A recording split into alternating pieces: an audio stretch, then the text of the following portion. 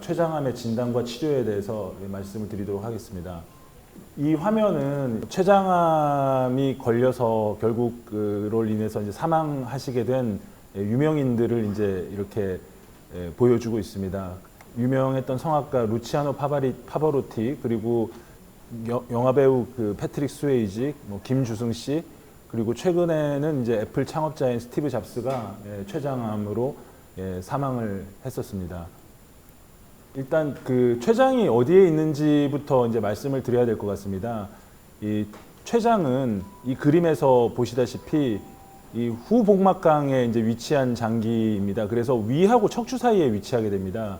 척추 앞에 있는 장기이기 때문에 이게 췌장에 병이 생기게 되면은 복통과 그 다음에 등 통증, 허리가 같이 아프게 됩니다. 그런 특징이 있게 되죠. 췌장이 아프게 되면은 흔히 이제 배가 아프기 때문에 그 위에 이상이 생긴 걸로 이제 오인을 하게 돼서 보통 보면은 이렇게 췌장암이 발병을 했었는데 개인 병원에서 위내시경을 좀 하다가 위내시경에서 이상이 없어서 그 위장약을 먹고 그래도 이제 증상이 나아지지 않으니까 방문을 하게 되는 경우가 많이 보게 됩니다. 그래서 그 췌장의 이제 구조를 말씀을 드리게 되면 췌장은 어떻게 이루어져 있나요? 이것을 보게 되면은 췌장은 이렇게 머리 부분, 그리고 목 부분, 그리고 체부, 그 몸통, 꼬리, 이렇게 미부 이렇게 나눠져 있습니다. 그래서 이게 췌장 실질과 그다음에 췌장관, 이렇게 그 췌장액이 분비되는 관으로 이렇게 구성이 되어 있습니다. 그래서 그 췌장은 무슨 일을 하는지 이제 이거에 대해서 알아보게 되면요. 췌장은 주로 이제 소화액을 분비하게 됩니다. 굉장히 중요한 역할을 하게 되는데 보통 이제 소화액은 담즙하고 췌장액하고 같이 이루어져 있습니다. 담즙은 지방을 약간 부드럽게 하는 역할만 하게 하고요. 췌장액 같은 경우는 이 췌장액이 거의 모든 소화를 담당한다고 보시면 되는데 단백질 분해 요소, 지방 분해 요소, 탄수화물 분해 요소로 이렇게 구성되어 있어서 이 세 가지 영양소를 다 이제 분해를 해주고요. 무색 투명한 액체이죠. 담즙은 이제 노란색인데 이거는 무색 투명한 액체이고 하루 평균 1.5ml를 분비를 하게 되고 소화 효소와 함께 탄산수소 나트륨을 함유해서 위산을 이제 중화하는 역할을 하게 됩니다. 그래서 이 그림을 보시게 되면 이 주췌관을 통해서 이렇게 소화액이 십이지장으로 나와서 이 음식물과 섞여서 이제 소화를 하게 하는 이것을 이제 보여주고 있습니다. 그리고 그 또 중요한 게 이제 호르몬 분비죠. 호르몬 분비는 이게 당뇨하고 직결되어 있는 건데요. 췌장의 전체 용적의 95%에서는 소화액이 분비가 되고 5%에서는 이제 호르몬이 분비가 돼서 이게 혈관으로 분비가 됩니다. 그래서 인슐린을 이제 주로 분비를 하게 돼서 우리가 혈당이 상승하면 이제 인슐린이 분비가 돼서 포도당을 이제 글리코겐이나 지방으로 변화시켜서 식후 고혈당을 조절을 하죠. 그리고 또 반대로 글루카곤이라는 호르몬을 이제 분비를 해서 저혈당이 발생하면 분비가 돼서 간에서 글리코겐을 분해시켜서 혈당을 상승시키는 작용을 하게 됩니다. 소장이 잘 움직일 수 있도록 장관 운동 촉진 호르몬을 분비하게 됩니다. 그래서 이게 이제 췌장이 망가지게 되면은 이제 당뇨가 올 수가 있습니다. 인슐린을 제대로 분비를 못하기 때문에 당뇨가 올 수가 있어서 이렇게 췌장 기능을 잘 이렇게 보존하는 게 굉장히 중요하다고 볼 수 있습니다. 췌장이 나쁘면 어떤 병이 오는지를 이제 말씀을 드리겠습니다. 당연히 이 이제 췌장이 나빠지게 되면은 췌장의 이제 내분비 기능, 외분비 기능은 소화하는 기능이고 내분비 기능은 혈당을 조절하는 기능인데 혈당을 조절하는 기능이 이제 망가지게 돼서 당뇨가 오게 되죠. 당뇨가 오게 되고 그리고 이제 급성 췌장염은 잘 오게 되는데 급성 췌장염은 어떤 분한테 잘 오냐면은 폭주를 하거나 굉장히 많은 이제 과음을 하시는 분들, 특히 이제 중장년 남성들한테 급성 췌장염이 이제 흔히 오고 담석에 의해서도 이게 그 담석이 이렇게 쓸게 해서 내려오다가 그 췌장하고 이제 담도가 만나는 그 십이지장을 맞게 되면은 급성 췌장염이 올 수 있습니다. 만성 췌장염은 이제 췌장이 완전히 이제 망가져가지고 거의 이제 췌장 세포가 많이 없어지고 거기가 이제 석회질이라 그래가지고 돌가루 같은 걸로 이제 그렇게 대체가 되는 병인데 만성 췌장염 같은 경우는 이제 소주 한 병을 5년 정도 이상 마시면은 췌장이 거의 망가져가지고 만성 췌장염이 온다고 되어 있습니다. 그리고 사실 또 이제 그 우리 어르신들이 이제 요즘에 특히 이제 그 진단이 증가하고 있는 질환 중에 하나가 췌장의 이제 낭종성 질환입니다. 췌장의 이제 물혹이라는 것인데 그거는 이제 아무 증상이 없는데도 이제 개인병원 같은 데 가서 초음파를 하다 보면은 췌장에 물혹이 있습니다. 이제 큰 병원을 가보십시오라고 이제 얘기를 하게 됩니다. 근데 이제 췌장 물혹은 굉장히 중요한 게 보통 저희가 간이나 그 신장, 콩팥에 생기는 물혹 같은 경우는 이게 암이 될 확률이 거의 없습니다. 암이 될 확률은 1% 미만이고 99%는 거의 뭐 암으로 가지 않고 괜찮습니다. 그래서 크기가 뭐 이게 5cm가 돼도 10cm가 돼도 증상이 없으면 두고 보는 경우가 많습니다. 간하고 신장 같은 경우는. 그런데 췌장 같은 경우는 물혹이 커지면 이게 일부가 암으로 발전할 수가 있어서 굉장히 뭐 1cm, 2cm 요 때부터 이렇게 신경을 써서 정기적으로 좀 관찰을 해야 되는 경우가 많고 결국은 췌장 물혹 같은 경우는 커지면 암이 될 수가 있기 때문에 이걸 이제 사전에 차단하기 위해서 지금 이 시점에서 수술을 해야 하느냐 아니면 가만히 놔둬도 좀 경과 관찰을 하느냐 이런 걸 정하는 게 굉장히 중요하다고 말씀드릴 수가 있습니다. 그리고 뭐 췌장에 이제 양성 종양이 있고 췌장의 악성 종양이라는 거는 우리가 얘기하는 이제 췌장암이 되겠습니다.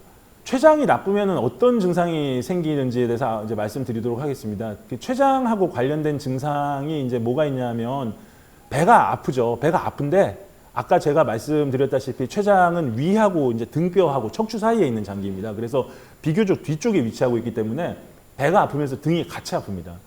그게 좀 특징이에요. 배가 아프면서 이제 등이 같이 아프면 아 이거는 좀 췌장이 안 좋아서 그렇겠구나라고 해서 그 내시경만 받아볼 게 아니라 이제 다른 초음파나 CT를 좀 받아봐야 될 것 같고요. 근데 이제 보통 등만 아프고 배는 안 아프면 그거는 뭐 척추 질환일 가능성이 많다 이렇게 보시면 되겠고요. 식사를 하거나 누우면은 좀 심해지는 경향이 있습니다. 그리고 또 하나 중요한 거는 이게 어느 날 갑자기 입맛이 없어요. 전혀 밥을 못 먹겠고 그리고 지속적인 소화불량 이런 것들이 생기면은 그게 이제 췌장과 관련된 증상일 수가 있고요. 또 췌장암이 생기면 특징적인 증상 하나가 살이 빠집니다. 살이 뭐 이렇게 입맛이 없기도 하고 그런데 일단은 뭐 살이 좀 이렇게 이유 없이 빠진다든가 자기도 잘 모르겠는데 그러면 이제 췌장하고 관련된 증상일 수가 있고 황달은 왜 오냐 하면요. 황달은 이게 이제 그 췌장 머리가 담도하고 이렇게 인접해 있습니다. 그래서 이렇게 담도가 이렇게 췌장 머리 사이로 이렇게 지나가게 되는데 이 췌장 머리 쪽에 이제 이렇게 암이 생기게 되면 담도를 막게 되죠. 그래서 황달이 이제 오게 됩니다. 이 황달이 오는 것도 담석에 의한 황달하고 좀 틀린 게 담석에 의한 황달은 굉장히 이렇게 통증도 심하고 열도 나고 염증이 생겨가지고 열도 나고 그런 게 특징인데 췌장암으로 황달이 생기신 분들은 좀 얼굴만 좀 노랗지 이렇게 별로 아프다는 말씀도 잘 안 하시는 경우도 많고 그리고 이게 뭐 열이나 이런 게 안 나는 경우도 많습니다. 그리고 뭐 췌장과 관련 지방변은 왜 생기냐면은 이렇게 이제 췌장 기능이 망가지게 되면은 지방을 분해하는 소화시키는 효소가 안 나오죠. 그게 안 나오다 보니까 지방이 그대로 그냥 소화가 안 되고 그냥 그대로 변으로 배출되니까 기름변 같은 게 둥둥둥둥 뜨는 겁니다. 그래서 그런 게 있고요. 그다음에 새롭게 진단된 당뇨 혹은 기존 당뇨의 악화인데 이거는 이제 뭐냐면은 요즘은 이제 췌장암이 생기면 이게 이제 당뇨가 따라오는 걸로 돼 있어요. 왜 그러냐면은 췌장암이 생기면은 그 암에 의해서 이렇게 인슐린을 제대로 분비를 못하고 췌장 세포의 기능 자체가 이제 떨어지기 때문에 제대로 어떤 혈당이 올라갔을 때 인슐린을 분비하고 뭐 이런 것들을 제대로 할 수 없게 되는 그런 이제 일이 생기기 때문에 그래서 췌장암이 생기면은 이제 당뇨가 이렇게 따라오게 되고 대부분 이제 당뇨가 오래되신 분들보다 중년 이후 50세 이상에서 당뇨가 최근에 뭐 1년 사이에 갑자기 생겼다든가 이러면은 그 췌장 검사도 한번 같이 해보는 게 좋을 것 같습니다. 그래서 이제까지는 췌장이 어떤 일을 하는지, 뭐 췌장이 나쁘면 어떤 일이 생기는지를 알아봤고요. 췌장암에 대해서 이제 알아보도록 하겠습니다. 우리나라에서 이제 남자하고 여자의 평균 수명이 뭐 남자는 79세고 여자는 85세 이렇게 굉장히 많이 늘었습니다. 그래서 이렇게 이제 오래 살다 보니까 평생 동안 이제 암을 경험하게 되는 확률이 남자 같은 경우는 뭐 37.9%, 5명 중에 2명이 거의 암에 이제 걸리게 되고 여자 같은 경우는 32%, 3명 중 1명에서 이제 암이 걸리게 됩니다. 그래서 이렇게 암이 흔한데 췌장암 같은 경우를 이렇게 보시게 되면은 남자에서는 이게 한 7번째로 뭐 흔하고 여자는 좀 이렇게 보면은 조금 떨어지는데 이게 9번째로 흔한 굉장히 그래도 10대 암 중에 이제 이렇게 들어가는 걸로 이렇게 볼 수 있습니다. 발생 연령을 이제 여기 주목을 해야 되는데요. 췌장암 같은 경우는 주로는 이제 50대부터 좀 생기기 시작해서 60대에서 70대 사이에서 굉장히 많이 생기고 80대부터는 조금씩 이제 줄어드는 걸로 되어 있습니다. 그래서 뭐 나이가 들면 결국은 뭐 이렇게 여러 가지 그런 이제 나이 들므로 인해서 암이 생기는 걸 이제 설명을 하게 되는데 이렇게 세포 분열에서 에라가 생겨가지고 암세포가 생기게 되면 젊었을 때는 그거를 바로 이렇게 죽여가지고 없애는 그런 기능들이 이렇게 활성화되어 있지만 나이가 들면은 어떤 세포 분열에서 에라 같은 게 오류가 났을 때 암세포가 생기면 그걸 즉각 처리를 못한다. 이제 그런 것도 있을 수가 있고요. 그 다음에 이제 흡연이라든가 음주 같은 것들이 계속 나이가 들면 이제 누적이 되고 하기 때문에 어쨌든 뭐 나이가 들면 들수록 특히 60대에서 70대 정도에서는 이제 췌장암이 잘 생길 수가 있어서 이게 이제 그 연령대에서는 이렇게 몸이 안 좋으면 좀 이렇게 잘 봐야 된다. 이렇게 되어 있습니다. 이제 췌장암의 통계인데요. 이게 지금 그 5년 생존율을 이렇게 이제 나타내고 있는 것입니다. 그래서 93년부터 이렇게 2013년까지 한 20년 동안에 암의 이제 5년 생존율을 이렇게 나타낸 거죠. 그래서 이렇게 보면은 갑상선암 같은 경우는 이제는 뭐 죽는 암이 아닙니다. 뭐 거의 이제 5년 생존율이 100%를 달성을 했고, 뭐 위나 대장 같은 경우도 점점점 향상이 돼서 5년 생존율이 70%에 육박하고, 우리가 그 예전에는 폐암이 굉장히 어렵다고 했었는데 폐암이 이제 5년 생존율이 예전에 11%였다가 23%로 좀 이렇게 많이 증가가 되고 있는데, 췌장암은 아직까지는 좀 발전이 없습니다. 발전이 없고 5년 생존율이 아직은 한 9%대에 머물러 있어서 이게 저희 췌장암을 전공하는 의사라든가 학자들이 굉장히 분발을 해야 된다. 지금 이렇게 생각이 되고 있습니다. 대표적으로 생존율의 향상이 없는 암 중에 하나입니다. 그리고 이제 그 췌장암의 치료가 어려운 이유는 뭐냐 하면은 이게 조기 진단이 어렵습니다. 왜냐하면 초기에 증상이 뚜렷하지가 않습니다. 이게 보통은 췌장암이 초기에 생겨도 어디 배가 아프고 뭐 황달이 오고 뭐 이렇게 그 식사를 잘 못한다든가 이런 뚜렷한 증상 같은 게 있어야 되는데 초기에는 증상이 없고 비교적 이렇게 뭐 좀 간에 전이가 됐다든가 좀 해가지고 진행이 된 상태에서 진단되는 경우가 많아서 이게 치료가 어렵고요. 보통 이제 초기 췌장암 상태에서 이제 진단이 됐다고 하더라도, 그러니까 초기 췌장암이라는 건 뭐냐면은 뭐 전이가 없다, 뭐 간이나 뭐 이렇게 폐나 뭐 이렇게 저기 뼈나 이런 데 전이가 없는 상태에서 이제 진단이 됐다고 해도 그 췌장암이 갖는 해부학적인 특성으로 인해서 이 혈관을 잘 침범을 합니다. 그래서 이제 혈관에 이렇게 암세포가 딱 붙어버리게 되면은 그걸 이제 혈관을 자르고 있는 것들이 굉장히 그 어렵기 때문에 그 수술이 불가능한 경우가 많습니다. 그리고 췌장암에 있던 종양 생물학적인 특성이 일반적으로 병의 진행이 빠르고 항암제 치료에 이제 내성을 보이는 경우가 많습니다. 췌장암의 경우는 통증 및 황달 등 이제 췌장암으로 인해서 나타나는 증상과 함께 식욕부진, 전신 무력감, 체중 감소 등 전신 상태를 악화시키기 때문에 환자분들이 이렇게 항암제 치료를 잘 견디지 못하는 경우도 많습니다. 또 왜냐하면 요즘 췌장암이 70대, 80대에서 굉장히 또 진단이 많이 되는 추세이기 때문에 80대 어르신들은 이제 항암제 치료에 잘 견디지 못하는 경우가 꽤 있습니다.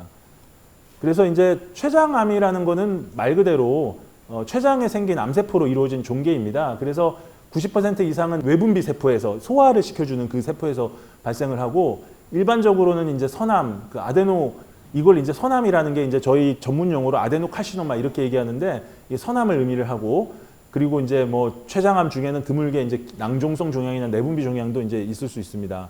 췌장 낭종, 췌장 무록을 이제 어떤 종류가 이제 암이 될 수 있는지에 대해서는 이제 좀 그게 알아두는 게 필요한데, 낭종성 췌장 종양 중에 비교적 덜 위험한 게 장액성 낭성 종양이라 그랬고, 장액이라는 거는 굉장히 좀 이렇게 물인데 좀 맑은 물을 이렇게 함유하고 있는 그런 낭성 종양이 이제 장액성이고, 점액성은 굉장히 끈끈한 점액을 말 그대로 함유하는 게 이제 그 점액성 낭성 종양인데, 이 표시해 놓은 점액성 낭성 종양과 그다음에 췌관 내 유두상 점액 종양, 이 두 가지가 암으로 이제 갈 수 있는 전암 병변으로 이제 생각이 되고 있습니다. 그래서 점액성 낭성 종양 하면은 요거는 그 중년 여성에서 이렇게 무록이 하나로 이렇게 단독으로 생기는 경우가 많고, 췌관 내 유두상 점액 종양 같은 경우는 주로 이제 노인이신 남자 어르신에서 이렇게 다발성으로 이렇게 생기는 경우가 많습니다. 그리고 뭐 고형 가유두상 종양이라는 것도 이렇게 가끔은 암으로 갈 수는 있습니다.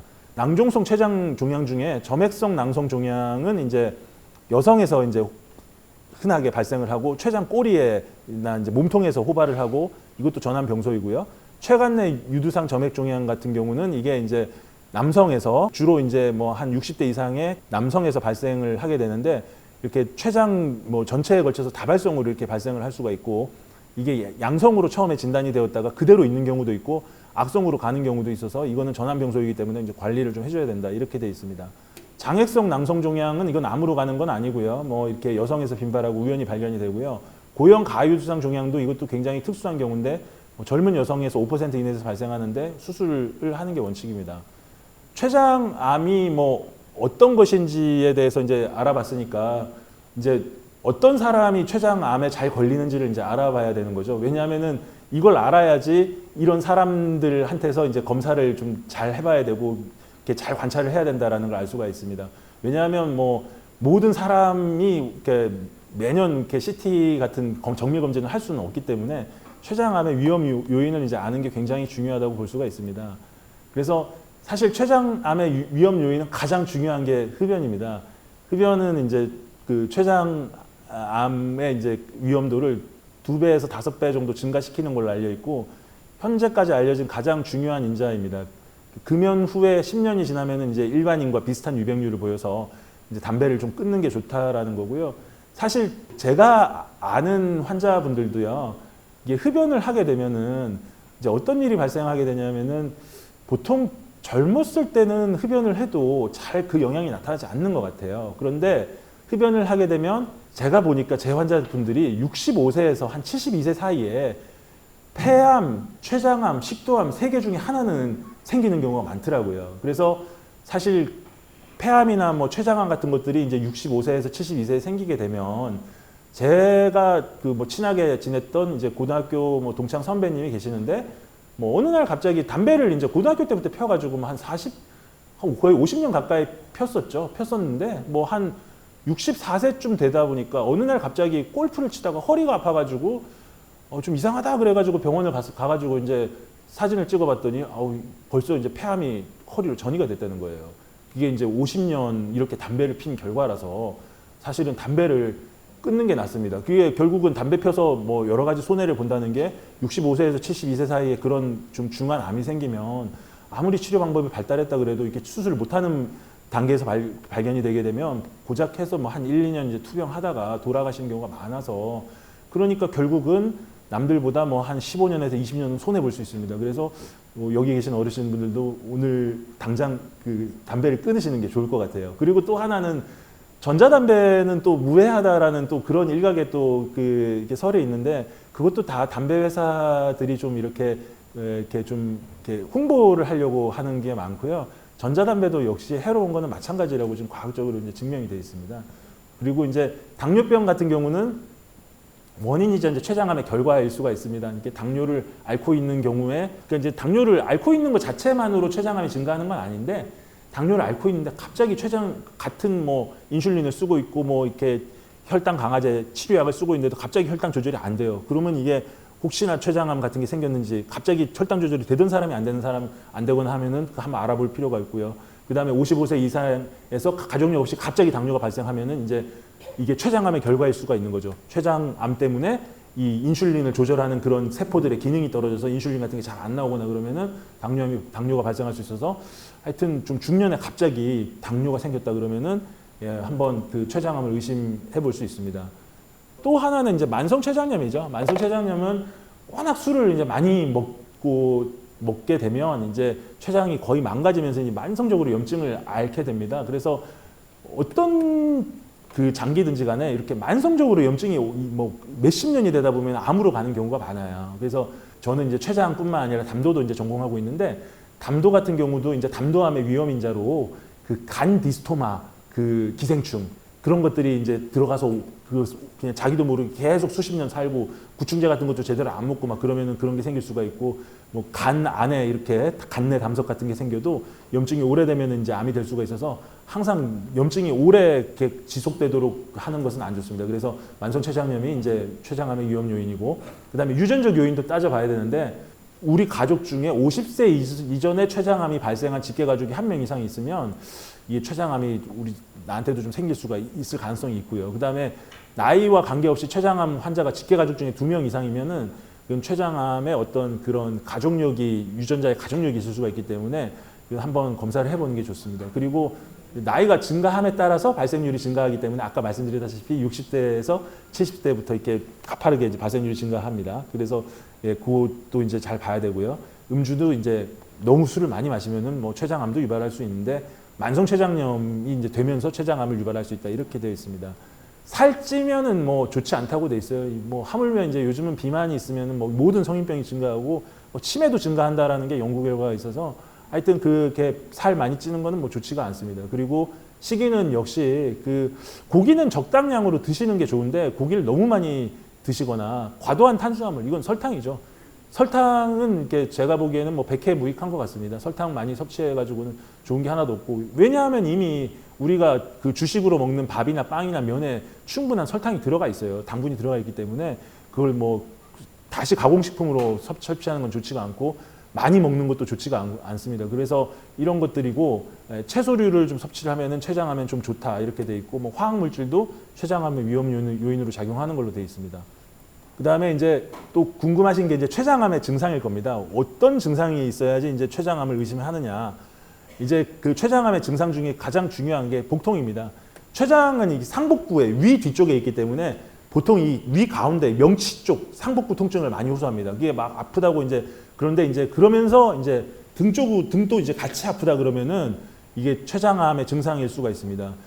아까도 말씀드렸듯이 등만 아프면 그냥 뭐 허리가 삔거나 뭐 아니면 뭐 다른 요통일 수 있는데 예, 배가 아프고 등이 같이 아프면은 췌장암을 한번 생각을 해봐야 되고요. 그다음에 황달 같은 경우는 이제 췌장 머리에 종양이 생겨가지고 담도를 맞게 되면 이제 황달이 오게 됩니다. 그래서 진한 갈색 소변 이거는 왜 진한 갈색 소변이 생기냐면 황달의 어떤 그 색소가 이게 담도를 통해 가지고 십이지장으로 배출이 돼야 되는데 그게 배출이 못 되니까 소변으로 배출되다 보니까 진한 갈색 소변이 생기고 그 다음에 이제 회색 대변은 왜 생기냐면은 우리가 건강한 대변을 봤을 때 황금색 대변이다라는 건 뭐 너무나 잘 알려져 있는데 황금색 대변이라는 게 그 담즙이 이렇게 변에 이렇게 착색이 돼가지고 이제 황금색 대변이다 이렇게 되는데 담도가 막혀버렸으니까 나올 담즙이 없으니까 담즙이 아예 안 나오니까 그 착색이 안 되니까 이제 회색 대변을 볼 수가 있다 이렇게 되어 있고 이제 그다음에 황달이 있으면 황달 색소 침착이 이제 피부에 돼갖고 많이 가렵습니다. 그래서 머리에 췌장암이 있는 경우에 머리에 췌장암이 있으면 이제 그게 발생을 할 수가 있는데 그래서 이제 또 가끔 안타까운 경우 보게 되는데 황달이 생기니까 이제 몸이 가려운 거죠. 몸이 가려운데 이제 어떤 어르신이 피부과만 다닌 거예요. 막 피부과 가서 그냥 가려움증 약만 받고 그랬더니 나중에 봤더니 이제 췌장암에 의한 황달이었다 그래가지고 한번 이렇게 몸이 가렵거나 그럴 때는 한번 그 몸이 가려운 게 뭐 한 하루 이틀 가다가 그냥 말았으면 모르겠는데 계속 뭐 몸이 가렵다든가 하면은 피 검사도 좀 받아보고 좀 하는 게 좋겠다라는 겁니다. 그리고 이제 잘 못 드시고 뭐 식욕이 떨어지고 하니까 체중이 이제 감소가 되고 이건 모든 암에서 공통적인 거고요. 그다음에 소화가 잘 안 될 수가 있습니다. 그래서 췌장암으로 인한 식욕 부진, 뭐 통증으로 인한 음식물 섭취 저하, 그다음 구토, 오심 이런 게 발생할 수 있고 당뇨는 이제 누누이 말씀드렸다시피 40세 이상 혹은 50세 이상에서 새로 생긴 당뇨병 환자의 경우에는 췌장암 검진이 필요가 하게 되겠습니다. 췌장암의 진단에 대해서 이제 말씀을 좀 드리면요. 혈액 검사로는 췌장암을 좀 알기가 어렵다고 이제 보시면 되겠습니다. 여기 이제 간 기능 검사라고 써놨는데 간 기능 검사는 주로 췌장암이 담도를 막았을 때 그때 이제 간 기능 검사가 올라간다는 거고요. 이게 그러니까 이제 췌장 머리 쪽에 있는 췌장암은 담도를 막게 되는데 췌장 몸통이나 췌장 꼬리 쪽에 있는 암은 담도하고 떨어져 있기 때문에 거기는 암이 생겨도 간 기능 검사가 정상인 경우가 많고 그 다음에 이제 혈청 종양 표지자 검사 대표적인 게 이제 CA19-9입니다. 그래서 CA19-9가 이게 올라가면은 이제 췌장암을 의심을 해볼 수가 있는데 요것도 이제 한계가 있는 게 그 췌장 어떤 경우가 있냐면 췌장암이 너무 작거나 초기인 경우에는 이게 안 올라갈 수가 있어요. 안 올라갈 수가 있고 얘가 또 그냥 담도가 막히면은 좀 올라가는 성질이 있어서 그냥 담도의 결석 같은 걸 뭐 췌장암이 아닌 다른 뭐 담도에 돌이 생겼다거나 담도에 염증이 생겼다거나 이래도 올라가서 이게 거짓으로 이렇게 그냥 거짓 양성으로 올라가는 경우도 있고 또 어떤 이게 루이스 항원이라는 그런 항원을 갖고 있어야지 이게 이 CA19-9는 올라가기 때문에 우리 인구 중에 한 10% 정도는 루이스 항원이라는 게 없기 때문에 10%는 췌장암이 걸려도 CA19-9는 올라가지가 않습니다. 그래서 이게 좀 정확하지는 않은 검사인데 어떨 때 유용하냐면 CA19-9는 췌장암을 치료하고 나서 이 수치가 이제 떨어지는 걸 볼 수가 있고 재발하면은 수치가 떨어지는 수치가 다시 올라가고 이런 걸로 봐서 이제 그 후에 어떤 췌장암 환자를 이렇게 추적 관리하는 데 유용하다 이렇게 보시면 되겠습니다. 영상 검사는 이제 뒤에서 설명하겠는데 대표적인 게 뭐 초음파, CT, MRI, 뭐 초음파 내시경, 펫 검사, 전신 촬영 이런 것들이 있겠고요. 그다음에 이제 조직 검사는 이게 이제 내시경 초음파라는 기구를 써서 조직 검사를 할 수도 있고 그냥 일반적인 복부 초음파를 써서 조직 검사를 할 수도 있습니다. 그래서 뭐 혈액 검사가 있는데 어쨌든 혈액 검사는 이렇게 혈액 검사만으로는 지금 진단하기가 어렵습니다. 그 여기 쭉 써놨는데 알칼라인 포스파타제, 감마지티, 빌리루빈, 황달 수치죠. 그다음에 ASDLT라는 건 간 효소 수치인데 어쨌든 담도가 맥히면 올라갈 수가 있다. 그리고 CA19-9는 췌장암의 표시자이긴 한데 뭐 특이도뿐만 아니라 민감도도 다 좀 정확하지는 않은 검사예요. 그래서 종양 표시자만으로는 진단하지 않고 췌장암의 예후나 치료 후에 추적 검사 등에 이제 사용할 수가 있습니다. 근데 이제 또 주목을 해야 되는 거는 보통 37이 정상인데 이게 뭐 그냥 몇십 단위로 올라갔을 경우는 원인 없이 그냥 올라가는 경우도 있지만 100 이상으로 올라가면 이거는 좀 문제가 있을 수 있어서 이게 CA19-9가 37이 정상인데 100 이상 올라가는 경우는 좀 이렇게 한번 CT나 이런 영상 검사를 해보는 게 좋습니다. 가장 손쉽게 그 이제 개인 의원에서부터 할 수 있는 검사들이 이제 초음파 검사인데요. 초음파 검사도 이제 췌장을 어느 정도는 잘 볼 수가 있는데 그 초음파 같은 경우는 이렇게 장관에 이제 가스가 있는 공기가 있는 부분은 잘 투과를 못해요. 그래가지고 이렇게 장관 공기 때문에 검사를 좀 방해를 받기 때문에 췌장을 전체를 다 보기는 어렵습니다. 이게 어느 정도 의심은 할 수가 있는데 췌장 전체를 다 볼 수는 없어서 췌장암에는 가장 좋은 검사는 CT하고 MRI 검사가 되겠는데요. CT는 이렇게 저희 몸을 이렇게 2.5mm 간격으로 이렇게 잘라가지고 컴퓨터 영상을 얻는 검사죠. 그래서 이 CT 검사를 하게 되면은 췌장뿐만 아니라 뭐 간, 담도, 뭐 담낭, 뭐 비장, 뭐 다른 장기까지 속속들이 좀 볼 수 있다는 장점이 있습니다. 그리고 또 요즘은 하도 이제 매스컴이 많이 발달을 해서 이렇게 CT 검사가 이제 방사선에 피폭이 된다라는 거가 있는데 사실 뭐 방사선에 피폭이 되는 거는 사실이긴 하지만은 보통 그 양이 그렇게 많지가 않기 때문에 뭐 이렇게 자주 찍지 않는 한 정말 의심이 돼서 한 번 정도 CT를 검사하고 뭐 이런 것은 거의 지장이 없습니다. 그리고 오른쪽에 보시면 이제 MRI 검사인데 MRI 검사는 이게 CT에서 췌장암이 의심이 되는 부분을 다시 확인하는 의미도 있고요. CT에서 좀 애매한데 MRI에서 나오는 경우도 있습니다. 그리고 MRI는 이제 우리 몸에서 이렇게 물이 차 있는 장기를 잘 보여주기 때문에 뭐 담도하고 췌장관이 어디가 막혔는지를 알 수가 있고 특히 이제 MRI는 이렇게 이제 방사선에 대한 피폭이 없는 거죠. 그냥 자기장만 나오는 거기 때문에 뭐 CT보다는 더 엄밀하게 따지면 인체에는 전혀 무해하다 이렇게 볼 수가 있습니다. 다음 이제 이 검사가 이제 초음파 내시경 검사인데요. 저게 초음파 내시경이라는 건 뭐냐면은 기존의 내시경은 그냥 이렇게 장관만 보게끔 돼 있죠. 위나 뭐 12지장, 뭐 대장 이런 걸 보게 돼 있는데 초음파 내시경은 이렇게 내시경 끝에 초음파가 달려가지고 이 위에서 이렇게 벽 사이를 이렇게 지나면은 이렇게 당연히 췌장이 보이게끔 돼 있는데 여기 초음파를 달게 되면은 위 한꺼풀 위에 위 점막이 두께가 한 5mm 정도밖에 되지 않는데 그 5mm 정도 되는 그 사이로 이렇게 보니까 복부로 이렇게 해서 보는 것보다는 훨씬 이렇게 한꺼풀 차이로 이렇게 바로 췌장이 넘어서 보이는 거니까 굉장히 정확하게 볼 수가 있죠. 그래서 췌장을 좀 이렇게 CT에서는 췌장암이 1cm 이상일 때 진단을 할 수가 있는데 초음파 내시경에는 5mm면 진단을 할 수가 있고 그리고 이제 조직 검사도 이렇게 어렵지 않게 할 수 있다는 게 장점이 있습니다. 그리고 이제 PET 검사라는 게 이제 양전자 방출 단층 촬영이라는 검사인데요. 이거는 이제 암세포가 이렇게 탄수화물, 그러니까 포도당 같은 거를 잘 뺏어가지고 포도당을 잘 흡수해서 이렇게 빛나는 성질을 이용하는 겁니다. 그래서 이거는 췌장암을 진단하는 목적이라기보다는 췌장암이 몇 개인지를 알아볼 수가 있습니다. PET, 양전자 방출 단층 촬영, 이 PET 검사는 기본적으로 이제 전신 촬영이기 때문에 턱부터 허벅지까지 이렇게 찍어줍니다. 그래서 이 췌장암이 췌장에만 국한이 되어 있는지 아니면 다른 장기에도 있는지 봐서 이게 뭐 1기인지 2기인지 3기인지 4기인지 이런 거를 이제 볼 수 있는 장점이 있습니다. 그래서 이제 췌장암의 진단을 할 때 조직 검사는 어떨 때 하는 거냐 하면요. 만약에 췌장암을 이렇게 여러 가지 검사를 했는데 이 췌장암은 지금 단계에서 충분히 수술을 할 수 있습니다라고 하면은 조직 검사 안 합니다. 왜냐하면은 그게 조직 수술을 하면서 이 뗀 조직으로 조직은 보면 되기 때문에 그래서 이제 그거는 조직 검사를 하지 않는데 만약에 이제 췌장암이 지금 수술을 하기는 너무 이제 좀 진행이 되어서 이거는 수술을 못하고 뭐 항암 치료라든가 방사선 치료를 해야 됩니다. 이런 경우는 반드시 조직 검사를 해야 되는데 그거는 왜 그러냐면은 아까 90%가 선암이라고 했지만은 다른 형태의 암일 수도 있기 때문에 또 다른 세포의 암이면은 그 항암제 자체가 틀려지기 때문에 항암제라든가 이런 치료 방법을 정확하게 선택하기 위해서 수술이 불가능한 경우는 이제 그 췌장암 조직 검사를 하게 되는데 초음파 내시경 유도로 해가지고 요렇게 이제 위에서 이렇게 위 벽을 이렇게 한꺼풀 이렇게 사이에 두고 췌장 종괴가 있으면 여기 침을 넣어서 이렇게 이제 주사침으로 췌장암을 흡인을 해가지고 세포를 이렇게 조직 검사를 하게 됩니다.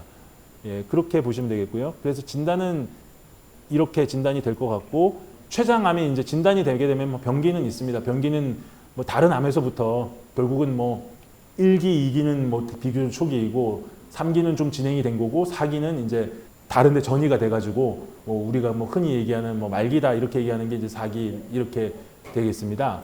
저는 이제 췌장암의 병기를요, 그게 사실 1, 2, 3, 4기 이렇게 나누는 것보다는 세 가지로 나누는 게 이해하기가 쉽습니다. 뭐냐면 췌장암의 병기는 첫 번째는 이제 수술이 가능한 경우가 있습니다. 수술이 가능할 정도로 아직까지 많이 진행이 안 된 경우, 그게 이제 하나이고, 그 다음에 또 하나는 이제 다른 데 퍼져가지고 이제 다른 장기의 전이가 뭐 폐나 뭐 이렇게 간이나 이런 데 전이가 돼가지고 이거는 전이가 돼서 4기이기 때문에 수술을 못 합니다. 라는 그런 게 있고요. 그 다음에 그 사이에 전이는 되지 않았으나 수술을 못 하는 경우가 있습니다. 뭐냐면은 주요 혈관을 침범을 하게 되면은 췌장암은 수술을 못 하는데요. 그래서 그렇게 이제 세 가지로 나누는 게 좋을 것 같아요. 그래서 수술이 가능한 경우, 그 다음에 전이는 없지만은 주변의 혈관 같은 걸 침범을 해서 수술을 좀 하기가 어려운 경우, 그 다음에 다른 장기에 원격 전이가 있어서 수술을 못하는 경우, 이렇게 이제 병기를 나눌 수가 있는데요. 그래서 뭐 요 그림을 보시게 되면은 이제 췌장암의 어떤 종괴의 크기가 뭐 4cm라고 하더라도 이렇게 다른 그 췌장을 뚫고 나가지 않고 췌장 안에 국한되어 있고 혈관을 침범하지 않으면은 수술을 할 수가 있습니다. 사실 아직까지는 그 췌장암은 수술을 할 수가 있어야지 그나마 어떤 장기 생존 같은 거를 볼 수가 있습니다. 그리고 일반 대중분들한테 이제 췌장암에 대해서 여쭤보게 되면 가장 이제 말씀 많이 하시는 게 이제 췌장암은 무섭고 치료하기가 어렵고 걸리면 다 죽는다 이제 이렇게 되어 있는데, 사실은 뭐 그 말이 좀 일부 맞는 말일 수도 있고 틀린 말일 수도 있는 게, 수술이 가능한 경우는 요즘은 수술 후에 어떤 항암요법이 발달을 해가지고 이게 5년 생존율이 30% 정도로 좀 향상이 됐습니다. 수술이 가능한 경우는요. 이게 예전에는 수술이 가능해도 수술하고 나서 항암요법이 발달이 안 돼 있어가지고 5년 생존율이 8%밖에 안 됐는데, 최근에 이제 췌장암 치료에 있어서 진보는 수술을 하고 나서는 5년 생존율이 한 30% 정도로, 수술을 받으면은 한 10명 중에 3명 정도는 5년 이상 장기 생존을 할 수 있다. 이제 이렇게 볼 수가 있고요. 그 다음에 이제 그 췌장암의 병기는 제가 또 중간에 말씀드렸다시피 이제 그 전이는 없지만 수술이 불가능한 경우가 있습니다. 왜냐하면 이게 주요 혈관 같은 거를 침범하게 돼서 뭐 대동맥이라든가 뭐 큰 정맥 이런 걸 침범하게 되면 이게 수술하기가 어렵고, 이런 경우는 국소진행형 췌장암이라고 하는데, 항암요법을 먼저 시행해서 암의 크기가 줄어들면 이제 수술을 하는 전략을 채택을 하고 있습니다. 그리고 원격 전이가 있는 경우는 뭐 이거는 불행히도 이제 4기라고 말할 수밖에 없죠. 뭐 간이나 폐나 복강 뭐 이런 데 이제 전이가 되면 고식적인 항암 치료, 이제 근치적인 반대말인데 고식적인 항암 치료를 해서 어쨌든 생존 연장을 조금이라도 이제 도모를 해본 것이 이제 췌장암의 4기 원격 전이가 있는 경우가 되겠습니다. 그래서 췌장암의 치료에 대해서 이제 말씀드리게 되면, 기본적으로는 이제 수술을 할 수 있으면 수술하는 게 제일 좋고요. 수술이 어려우면 항암제 투여, 방사선 치료, 뭐 그다음에 증상에 대한 치료를 할 수가 있습니다. 수술은 췌장암에서 이제 완치를 기대할 수 있는 유일한 치료법입니다. 근데 이제 불행히도 아까도 말씀드렸다시피 초기에는 증상이 없기 때문에 그냥 넘기다가 이제 어느 정도 진행이 돼서 오기 때문에, 그래서 근치적인 수술이 가능한 환자는 20% 정도에 이제 불과하게 되고, 수술적인 절제는 암이 췌장에 국한된 경우에 이제 적용이 되죠. 혈관을 침범하지 않았고 다른 데 전이가 없어야 된다는 거죠. 그래서 췌장의 일부분이나 전체를 절제하고 주변 조직을 함께 제거를 하게 됩니다. 그래서 이제 뭐 수술은 뭐 이렇게 췌장 머리에 이제 암이 발생하게 되면 췌장 머리만 제거할 수 있는 게 아니라, 이게 췌장 머리, 십이지장, 담도, 담낭이 이게 다 한 통속입니다. 그래서 그런 걸 췌장 머리랑 십이지장하고 담도랑 담낭을 같이 절제를 한 다음에 소장을 끌어다가 이제 이어주는 수술을 하고, 그 다음에 이제 췌장 꼬리에 생긴 암은 좀 비교적 수술이 간단합니다. 도마뱀 꼬리를 자르듯이 꼬리만 잘라주고, 옆에 비장이 이렇게 침윤돼 있으면 비장도 제거를 해주지만, 비장이라는 거는 없어도 살 수 있는 장기이기 때문에 크게 사는 데는 이제 지장이 없죠. 항암 치료는 이제 그 암세포를 사멸시키기 위해서 일정한 주기로 이제 체내 항암제를 투여하는 거죠. 그래서 암이 이미 전이돼서 수술이 힘들 때 이제 생명을 연장시키거나 증상 경감을 위해서 시행을 하고, 뭐 어떤 경우는 이제 수술 후에 남아있을지 모르는 암세포의 성장을 막기 위해서 항암 치료를 합니다.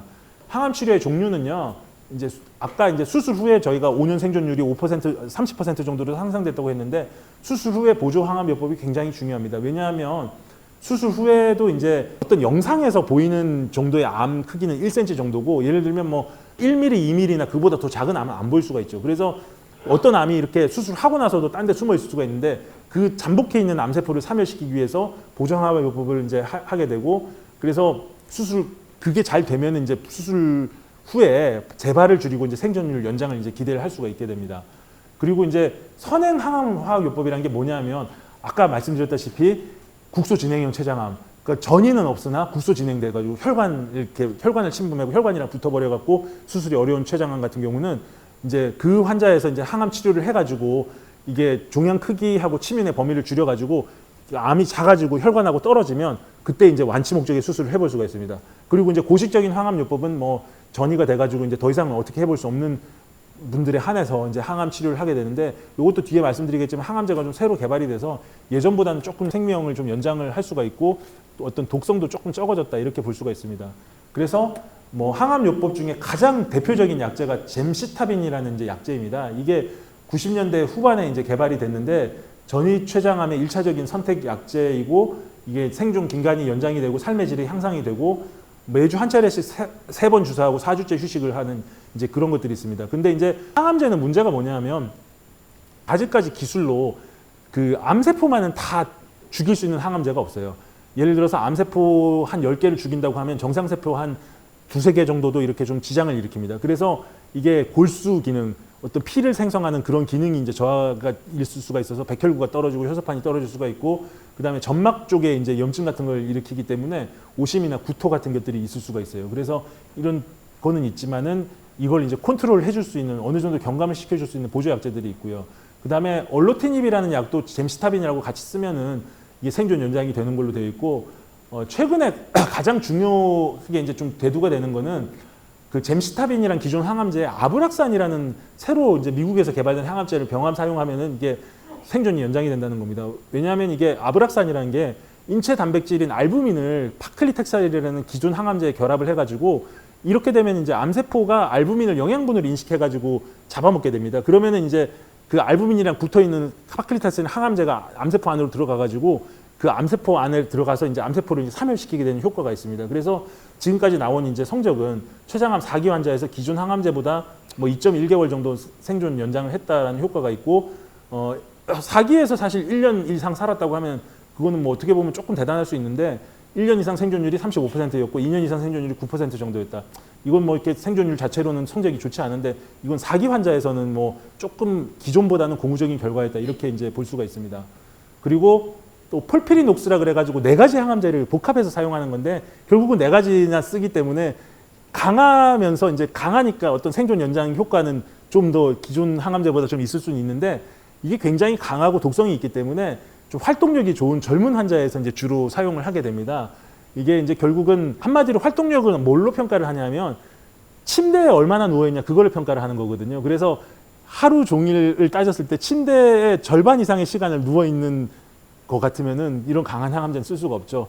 이제 침대에 누워있는 시간이 이제 한 하루 중에 절반 이하이고 대부분 움직일 수 있다. 이런 정도가 돼야지 이제 좀 강한 항암제는 쓸 수 있겠다. 이렇게 볼 수가 있습니다. 그래서 뭐 췌장암의 치료는 이제 증상은 황달이 있으면은 뭐 황달은 저희가 그냥 방치하는 것이 아니라 그 내시경을 통해 가지고 이렇게 담도가 막힌 부분에다 이렇게 스텐트를 넣어줄 수가 있어요. 이 스텐트는 넣고 그 다음에 뭐 막히면은 갈 수도 있고 뭐 이렇게 교환도 가능하고 또 뭐 청소도 가능하고 하기 때문에 요즘은 이제 예전에는 이렇게 담도가 막히게 되면은 그 배관 같은 걸 이렇게 밖으로 이렇게 빼가지고 다니는 경우가 많았는데 그건 이제 아무래도 불편하고 빠질 수도 있고 뭐 관리하기가 힘들기 때문에 이렇게 안에다가 심어 놓으면은 췌장암 환자라도 황달 없이 이제 한동안 자유롭게 좀 잘 다닐 수가 있고 통증에 대해서는 진통제를 쓰지만은 이제 통증이 심한 경우는 이렇게 그 복강 신경총에다가 이렇게 마취제 같은 걸 주입해서 좀 통증을 가라앉힐 수도 있습니다. 췌장암의 예방에 대해서 한 5분 정도만 말씀드리고 이제 마치도록 하겠습니다. 췌장암 예방에 관련된 음식물 정보는요. 일단 감귤류 같은 이런 뭐 신선한 과일이 이제 좋다라는 건데 저는 개인적으로는 이제 너무 단맛이 강한 과일은 뭐 이렇게 좀 피하는 게 좋겠다라는 겁니다. 왜냐하면 너무 단 과일을 많이 드시게 되면 그게 살이 찔 수도 있고요. 그다음에 혈당이 올라가기 때문에 췌장에 인슐린을 분비시키게 돼서 일을 많이 시키게 되죠. 그리고 이제 통곡물류, 뭐 백미보다는 현미 같은 것들이 좀 낫다. 도정이 덜 된 곡물류가 낫다라는 거고, 그 다음에 이제 가공육, 햄 소세지는 사실 뭐 세계보건기구에서도 좀 말이 많은데 좀 썩 좋지는 않은 걸로 되어 있어요. 뭐 사실 한창 성장기의 청소년은 모르겠는데 이미 다 이렇게 성장이 멈춘 성인한테 가공육 같은 거, 이제 특히 햄 소세지 같은 거는 이게 발암을 하고 있다라는 그런 데이터들이 계속 나오기 때문에 이건 좀 피하는 게 좋겠고, 고기는 이제 너무 익힌 고기, 탄 고기는 드시는 건 안 좋습니다. 탄 고기는 뭐 위암도 발생할 수 있다고 돼 있어서 그 익힌 고기는 피하는 게 좋을 것 같습니다. 특히 뭐 고기는 항상 노년에서는 고기를 적당히 드시는 게 굉장히 도움이 많이 되는데요.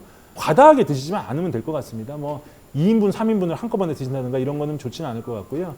그 다음에 이제 생선 같은 경우는 뭐 다 좋은데 이게 튀기지 않은 생선을 뭐 드시면 좋다. 아무래도 튀기면 이제 그런 기름이나 이런 것들이 썩 좋지 않을 수가 있고, 먹이사슬 위에 있는 참치 같은 생선은 이제 중금속 같은 게 좀 있을 수가 있어서 참치 같은 거는 보통은 미국의 가이드라인을 보면 일주일에 한 번 정도만 드시는 게 낫다라고 돼 있어요. 자주 드시면 좋지는 않다고 돼 있습니다. 그래서 이제 췌장암의 예방에 관한 식이습관이나 생활습관은 뭘 해야 되냐면 적절한 운동과 체중 관리는 중요하고요. 누누이 말씀드렸다시피 담배는 백해 무익합니다. 췌장암뿐만 아니라 폐암, 식도암 다 생길 수가 있고, 문제는 65세에서 한 72세 사이 그 정도의 굉장히 이른 연령에 와서 뭐 이렇게 완전히 삶을 망쳐버릴 수가 있습니다.